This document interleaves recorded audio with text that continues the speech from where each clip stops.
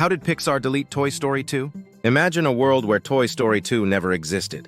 A world where Jessie the cowgirl never entered our lives and Woody never reunited with his horse Bullseye. Doesn't that sound absolutely horrible? Well, back in 1997, this saddening thought was almost Pixar's reality after the film was accidentally wiped from their central database.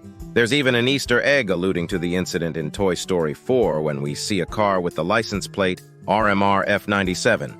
Redditor Numerous Lemon spotted it and posted a screenshot. In Toy Story 4, 2019, a car has the license plate RMR F97. In 1997, someone at Pixar accidentally typed RMRF, deleting the entire Toy Story 2 movie from the Pixar database.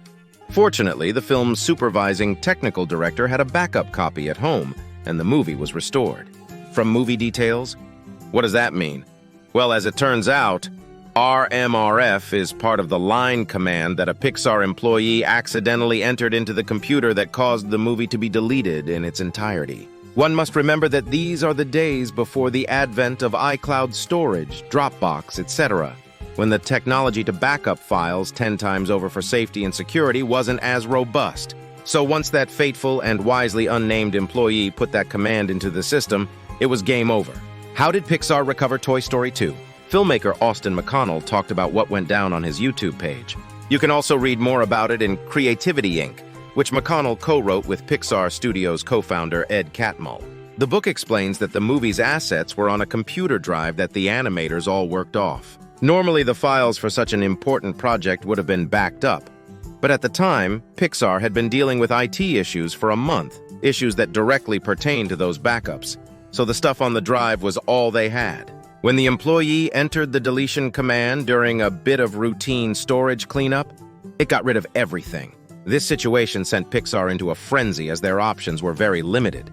They could start from scratch or completely scrap the project. If they'd opted to scrap the entire thing, there's a pretty good chance that Pixar wouldn't have become the mega studio it is today, if it still existed at all. Obviously, we did get the sequel to Toy Story. As it turns out, Galen Sussman, the movie's supervising technical director at the time, had her own set of backup files. She had just given birth to her newborn son, and like the boss babe she so clearly was, continued to work on things from home. Thanks to her files, the entire film was restored, and things worked out just as planned. But for a moment, there was a world where Toy Story 2 didn't exist, so thank you to Galen Sussman for making sure we don't have to live in it.